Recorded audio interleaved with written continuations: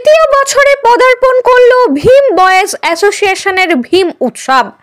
আজ ভীম উৎসব রাজ্যের বিভিন্ন জায়গায় জাঁকজমকপূর্ণ অনুষ্ঠানের মাধ্যমে উদযাপিত হচ্ছে। ঠিক সেরকমই ছবি ধরা পড়ল আমাদের ক্যামেরায়। বাঁকুড়ার জয়পুর ব্লকের উত্তরবার এলাকার ধারা রহিলাকোণ সার্বজনীন ভীম উৎসব 2025। জানা যায় 3 বছর ধরে অক্লান্ত পরিশ্রমের মাধ্যমে চালিয়ে যাচ্ছেন এই ভীম উৎসব 2025। ভীম উৎসব উপলক্ষে আলোতে আলোতে সেজে উঠেছে পুরো ধারা গ্রাম বলেই খবর। জয়পুর ব্লক প্রশাসন সহ ফায়ার সার্ভিস এবং মেডিকেল টিম রেডি রয়েছে কোনো রকম সমস্যা তৈরি হলে। এই ভীম উৎসবে পূর্বের তুলনায় অনেকটাই উন্নতির অনুকূলে চলেছে বলে জানিয়েছেন ভীম বয়েজ অ্যাসোসিয়েশনের সম্পাদক অতন্য ঘোষ সহ অন্যান্য কর্মকর্তারা। প্রথম দিনেই সামাজিক কাজকর্ম সহ নৃত্য এবং নাটকে নজর কেড়েছে এই ভীম বয়েজ অ্যাসোসিয়েশনের ভীম উৎসব। চলুন কি বললেন এই ভীম বয়েজ অ্যাসোসিয়েশনের সম্পাদক সহ অন্যান্য সদস্যরা, শুনবো বিস্তারিত। বাঁকুড়ার জয়পুর থেকে ইনামুল ভুঁইয়ার রিপোর্ট, নিউজ 10 বাংলা। আমরা ভীম উৎসবের 2025-এর এবছর তৃতীয় বর্ষে পদার্পণ করলাম। আমরা আজকে সারাদিন ধরে পুজো হয়েছে, তারপর এই সন্ধ্যাবেলা আমরা আজকে প্রথম দিনের প্রথম অনুষ্ঠানটা আমরা রেখেছি সমাজ সেবামূলক অনুষ্ঠান, বস্ত্র বিতরণ অনুষ্ঠান, যেটা একটু আগে হয়ে গেল। এরপর রয়েছে আমাদের গ্রামের ছোট ছোট ছেলে মেয়েদের নিয়ে একটা সুন্দর নাটক। তারপরে থাকছে আজকের সান্ধ্যকালীন যে মূল অনুষ্ঠান, সেটা হচ্ছে নৃত্য প্রতিযোগিতা। আগামীকাল আরো অনুষ্ঠান রয়েছে। দুপুর 3টা থেকে রয়েছে অঙ্কন প্রতিযোগিতা এবং বিকাল 4টায় রয়েছে মিউজিক্যাল চেয়ার প্রতিযোগিতা এবং সন্ধ্যাবেলা রয়েছে সঙ্গীতা অনুষ্ঠান, আর রাত্রে রয়েছে একটি অর্কেস্ট্রা। নতুনত্ব বলতে আমরা এবছর পুরো স্কুল মাঠটাকে আমরা নতুন করে সাজিয়েছি। লাইটিং নতুনত্বর কিছু রয়েছে এবছর, ঠাকুর নতুনত্ব হয়েছে এবং সবচেয়ে মূল যেটা আকর্ষণ, ভীম ঠাকুরের পাশে আমাদের বাবা গণেশ রয়েছে, যেটা থেকে গণেশ প্রসাদী লাড্ডু পাওয়া যাচ্ছে। এটা আমাদের এবছর মূল আকর্ষণ রয়েছে, এটা নতুনত্ব একটা বলতে পারি। আর এই স্টেজ এবং সমস্ত স্কুল মাঠটা আমরা চেষ্টা করেছি বিগত বছর থেকে নতুনত্ব করার। কেন পালন করা হয় কিছু বলো, কেন পালন? হ্যাঁ, আমাদের মূল লক্ষ্য হচ্ছে আমাদের অ্যাসোসিয়েশনের অসহায় মানুষের পাশে দাঁড়ানো, সমাজ সেবামূলক কাজ। আমরা বছরের প্রতিটা দিনে চেষ্টা করি কারো না কারো পাশে গিয়ে দাঁড়ানো। কেউ ওষুধ কিনতে পারছে না, তার পাশে গিয়ে দাঁড়িয়ে তাকে ওষুধ কিনে দেওয়া। কেউ ঠিকভাবে যদি ভাত খেতে পারছে না, তাদের পাশে গিয়ে চাল তাকে কিনে দেওয়া এইভাবে। হ্যাঁ, বা কেউ কিছু বস্ত্র জোগাড় করতে পারছে না, হাতে যদি বস্ত্র তুলে দেওয়া, এবং আরো বিভিন্ন সামাজিক কাজকর্ম আমরা প্রায় দিনই করে থাকি। আমার নাম অতনু ঘোষ, আমি ক্লাবের সম্পাদক। সকাল থেকে প্রথমে তো ছিল পূজা পাঠ, পূজা পাঠের পরে এখন হলো বস্ত্র বিতরণ, এরপর হবে বাচ্চাদের নাটক, তারপর নৃত্য প্রতিযোগিতা, আর তারপরে আমাদের গোটা গ্রামেতে প্রসাদ খাওয়ানো হবে।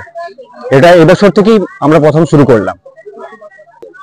হ্যাঁ, দেখতে তো পারবেনই, আমাদের গ্রামের মানুষের যথেষ্ট সহযোগিতা আছে এবং আমাদের ক্লাবের সদস্য, আমাদের ধারা রহিলাকোণ গ্রামবাসী সকলে সহযোগিতার কারণে আমরা এই উৎসবটি করতে পারছি, সকলে যৌথ প্রয়াসে। এবং আমাদের গ্রামের মানুষ সর্বোপরি এতটাই মানুষের পাশে দাঁড়ায়।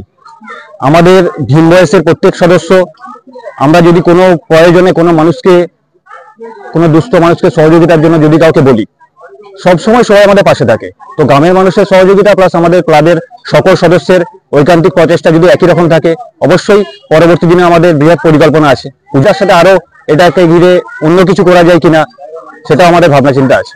না, আমরা সেরকম কোনো সমস্যার সম্মুখীন হইনি এখনো পর্যন্ত। প্রশাসনের তো সম্পূর্ণ সহযোগিতা। আমাদের সুরক্ষার জন্য প্রথমত আমরা ফায়ার ব্রিগেডকে বলেছি এবং আমাদের প্রশাসনের দিকটা তো সম্পূর্ণ প্রথমেই আমরা প্রশাসনকে জানিয়ে যে কোনো কাজ করি। তারপর আমাদের গ্রামেতেই ডাক্তারবাবু আসেন, তাদের সাথে আমাদের সবসময় যোগাযোগ থাকে এবং যে কোনো পরিস্থিতি হলে আমাদের যে কন্ট্যাক্ট আছে তার সঙ্গে সঙ্গে আমরা সেটা মোকাবিলা করতে সক্ষম। আমার নাম রঞ্জিত ব্যানার্জি, আমি আছি ক্লাবের সভাপতি।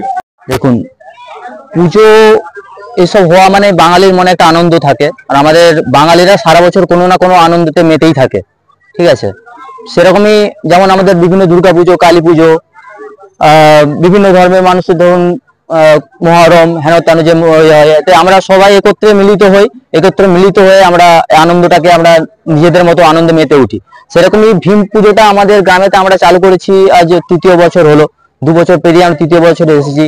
এখানে মানুষের যথেষ্ট সহযোগিতা আমরা পাই এবং আমাদের কমিটির যে সমস্ত ইয়াং স্টাফ আছে আমরা সেটাকে নতুন ভাবে আমাদের যতটা আমাদের সাধ্য মতো আমরা সেটাকে এগিয়ে চলি। এবং আস্তে আস্তে আমরা কি করেছি, শুধুমাত্র আমরা পুজোটাই নয়, আমরা পুজোটা বাদ দিয়েও আমাদের কমিটির যে সমস্ত ছেলেরা আছে আমরা এটাকে চেয়েছি যে একটা মানুষের সহযোগিতা আমরা কিভাবে নামতে পারি, মানুষের সাথে কিভাবে করতে পারি, তাদের সাথে কানেক্ট করতে পারি। কারণ কি, মানুষের সাথে থাকলে আমরা মানুষের সাথে ভালোভাবে কানেক্ট করতে পারবো, এটাকে আরো বিভিন্নভাবে আমরা নিজে এগিয়ে যেতে পারবো, যেটা আমরা চাই অ্যাকচুয়ালি।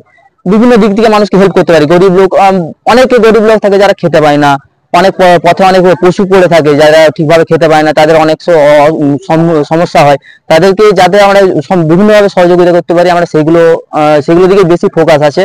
আর এছাড়াও আমরা একটা কথা বলতে চাই, যেটা হচ্ছে আমাদের এই ভীম অ্যাসোসিয়েশন, যেটা ভীম অ্যাসোসিয়েশনের ফেসবুকে একটা পেজ আছে, ঠিক আছে, ভীম বয়েজ অ্যাসোসিয়েশন বলে। তো সেইখান থেকে আপনারা দেখতে পারেন যে আমরা কি ধরনের কাজ করতে পারি, মানুষের সাথে কিভাবে আমরা কানেক্ট হই, মানুষের সাথে তাদের পাশে কিভাবে দাঁড়াই। আমরা চাই যে এইগুলো দেখে মানুষ অ্যাকচুয়ালি অ্যাটলিস্ট বুঝুক যে হ্যাঁ ছেলেগুলো করছে। আমরা কারণ মানুষের কারো অর্থ সহযোগিতা ছাড়া তো এটা সম্ভব নয়। আর আমরাও সকলে যে বিরাট কাজ করি তা নয়, তাতেও আমাদের অনেকে তার নিজস্ব পকেট মানি বাঁচিয়ে তবে আমরা এই কাজগুলো করতে পারি। আমরা যতটাই নিজেদের দিক থেকে যতটা পারি এফর্ট দিতে হবে যে আমরা যে কিভাবে মানুষের কাছে এগুলো পৌঁছে দিতে পারি। পুজো প্রসঙ্গে তো আছেই, পুজো আছে, মানুষের আনন্দ আছে, বিভিন্ন অনুষ্ঠান আছে, অর্কেস্ট্রা আছে, সবই আছে, এগুলো তো হতেই থাকে। কিন্তু স্পেশালি আমরা যেটা ফোকাস রেখেছি মানুষের সাথে দাঁড়ানো, মানুষের পাশে দাঁড়ানো। আমার নাম সৌরভ চ্যাটার্জি, আমি জাস্ট ক্লাবের একটা সদস্য।